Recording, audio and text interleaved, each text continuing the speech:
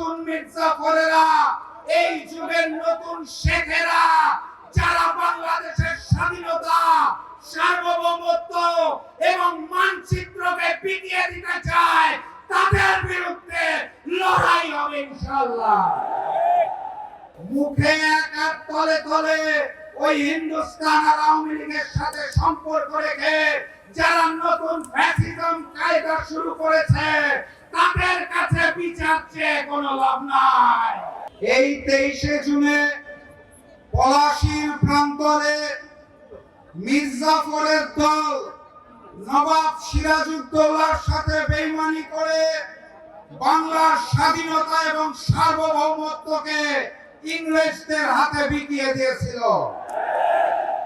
আজ সেই 23শে জুন, যেদিন অপরাজনৈতিক সন্ত্রাসী সংগঠন আওয়ামী লীগের জন্ম হয়েছিল, সেই আওয়ামী লীগ পলাশীর বেইমানির চেতনাকে ধারণ করে বাংলাদেশের জনগণের সাথে বেইমানি করে গুম খুন হত্যা করে গণহত্যা চালিয়ে বাংলাদেশের স্বাধীনতা এবং সার্বভৌমত্বকে হিন্দুস্তানের কাছে বিকিয়ে দিয়েছিল।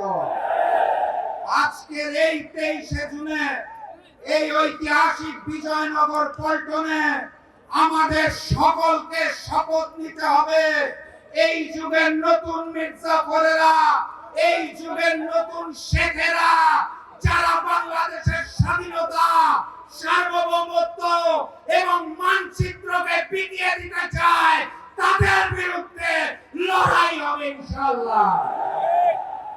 আজকে আমরা এখানে সমবেত হয়েছি গুম খুন গণহত্যার বিচারের দাবিতে।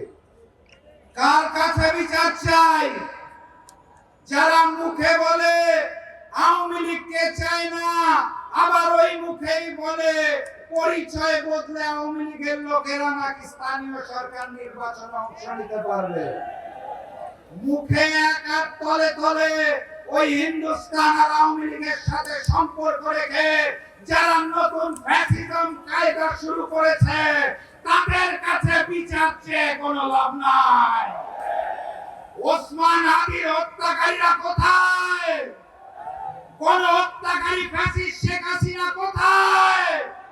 তাদের দেশে নিয়ে এসে ফাঁসির কাস্টে ঝুলানোর জন্য এই সরকারের পক্ষ থেকে কোনো পদক্ষেপ দেখা যাচ্ছে না।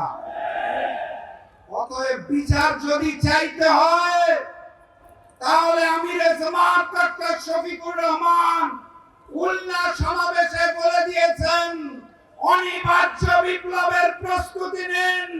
নতুন বিপ্লবের মাধ্যমে 11 দল ক্ষমতায় আসবে, সকল হত্যার বিচার হবে ইনশাআল্লাহ।